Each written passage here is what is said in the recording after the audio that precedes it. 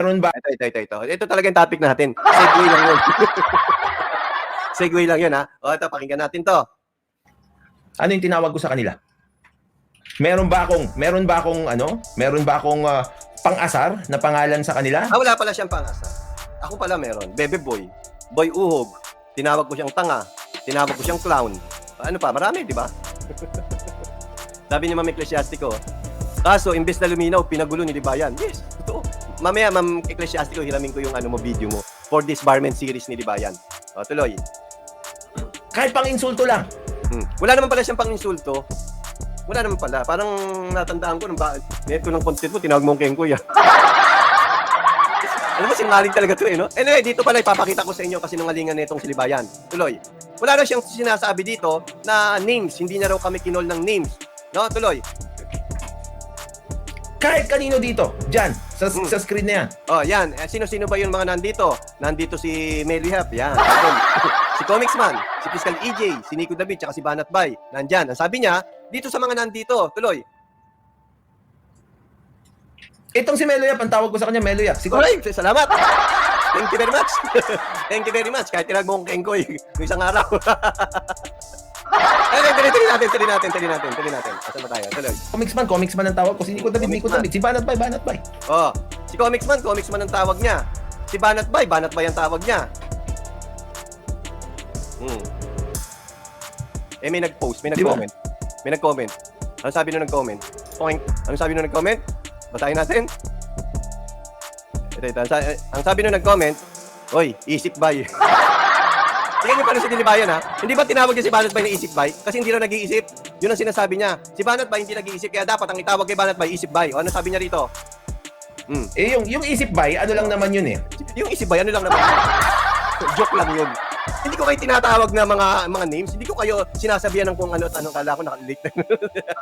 Nag-ano sa akin eh. Naka-register sa akin o kasaki mo eh. Ngayon binago mo na oh. Nakahabol. Hello po. Yan, ganyan. Shout out sa'yo, ma'am o kasaki mo. Balikan natin ang katangahan ni Libayan. Wordplay. Yung wordplay pala yung wordplay. So, tinawag mo rin sa names. Name calling din yan. Di ba, nataranta siya nun eh. Pakinggan natin ulit. Tingnan niyo, napaisip siya. Wordplay nung kanyang pangalan. Hindi ko naman talaga siya tinatawag. Tama yung sabi ni Dada, oh. Si Tulfo, tawag niya, idol eh. Oh, pero hindi idol si Rapi Tulfo. Isa yun sa pinakamasipag na senador. Oh, tuloy dito. Sunurin po ako. Tuloy. Wordplay nung kanyang pangalan. Ayan, ito. Di ba? Yung isip bay, ano lang naman yun eh. Wordplay nung kanyang pangalan. Naging wordplay. Oh, eto.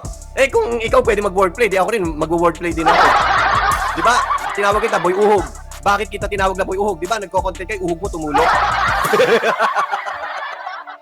Wordplay din ba yon? O noseplay? Pareho lang tayo eh. Huwag ka magmalinis, Libayan. Asan ang issue hindi tao? Di ba wala na? Nasasabi ba ngayon ng mga vlogger niyo yun? Binanat sa akin, puro tao. Addict ako, bakla ako. Hindi mas asa na yun, di ba yan? Tama nga yung nag-collab si ano dun eh. Nag-collab si Percy Lapida. Tsaka ano pangalan ng kakulab niya? Ako daw ang sumira dun sa paninindigan nila na issue hindi tao. Ngayon, hindi na nila masabi. Tao na yung kinokontent nila eh. O tuloy. O realidad yun, hindi wordplay pala. Reality yun, uhog. O di ba? Pare-pareho lang tayo eh. Bakit pa ba tayo magmamalinis, di ba yan? Hindi ako nag-a-dominem. Ako nag-a-dominem. Nag-a-dominem ka rin, tanga. Vlogger mo, nag-a-dominem din. Ikaw, pero hayop ka. Magmamalinis pa ba tayo? Ang pinagkaiba lang natin, ako totoo ako. Kayo, nagmamalinis kayo, mga hinayupak kayo. Kapag may utak, alam totoo yung sinasabi ko. Yung argumento ko, totoo. Di ba Kamla? Barwani? Oh, sabi dito, Libayan, can't deny because there is a video evidence. Tandaan nyo guys, facts-based ako rito, hindi ako opinionism.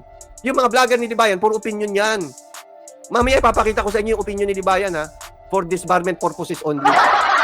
Tuloy natin ang katangahan ulit ni Libayan. Hindi ko naman talaga siya. Tignan nyo, bakit ko siya tinatawag na tanga? Sinasabi niya, di ba, tinatawag ko siyang tanga? Totoo yun. Pero dapat ipaliwanag mo, Libayan, kung bakit kita tinawag na tanga. Hindi ba kaya kita tinawag na tanga dahil sa maling batas na tinuturo mo na pwede magpasok ng minor sa motel? Di ba yun? Yun dapat mag-sorry ka ron. Mag-sorry ka ron para hindi kita tawagin tanga sa part na yun. Para lumipat ako sa iba. tuloy. Tinatawag na isip type. Kaya mo, kailangan pa niya ipaliwanag. O, meron pa. Diba? Tapos yung kay Rafi Tulfo, yung Citador, Si Tador. Pag nag-name calling ka rin, bakit sasabihin mo, kay Meliap ang tawag. Kahit tinatawag kong Kenko yan, Meliap ang tawag. Kay Comicsman ang tawag. Di ba? O tuloy. ano yun? Ano yun? Anong tawag nun? Anong tawag doon? Shortened Shortened. na senador na sita ng sita. Ibig sabihin, abbreviation. In-abbreviate niya. Di ba? Teka.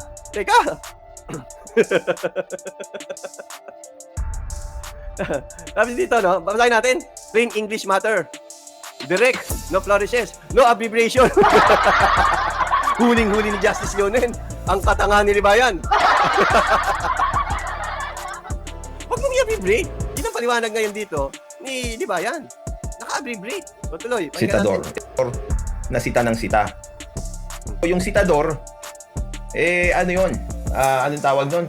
Shortened. Tama, ito, si May Montero, Akala mo, Slenderman ang tawag kay Comicsman. Di ba, Slenderman yung inaano nila? Kaya nga sunuran yung mga ano niya yung mga zombie niya Sabi ko sa inyo, tanga itong si Libayan Ngayon, paano mo i-deny na tanga-tanga ka, Libayan? May i-deny mo ba?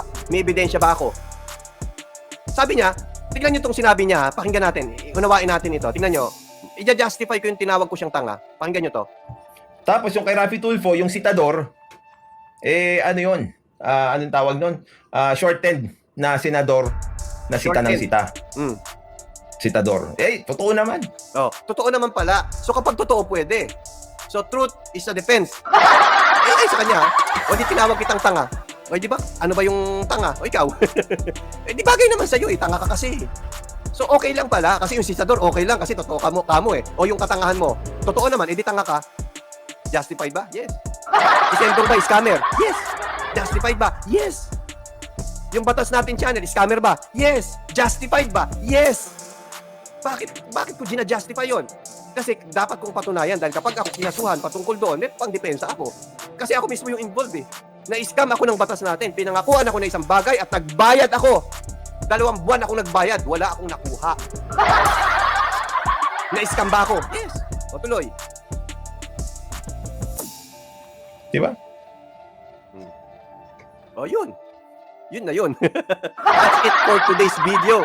So, napatunayan ko ba na tanga si Libayan? Tanga si Libayan. No? So, ayun lang mga kapatid, magandang araw po sa inyo. Mamaya po may disbarment series tayo patungkol kay Libayan. At saka yung sa Moto Lucy natin, itutuloy natin yung sa Moto Lucy. So, may 2 pa tayo. 3 yan, kasama yung kay Apoluna, doon na natin sa Facebook yon. Sa mga hindi pa po nakafollow sa akin sa Facebook, mag-follow na po kayo ron dahil nagla-live po ako ng Facebook only. Only fans. Only fans tayo doon sa Facebook. So ayun lang mga kapatid, magandang araw po sa inyo lahat. Ingat po tayo at time to dinner ba o breakfast o lunch? Bahala na, sama-sama na yan. Ingat tayo mga kapatid, hanggang sa muli po.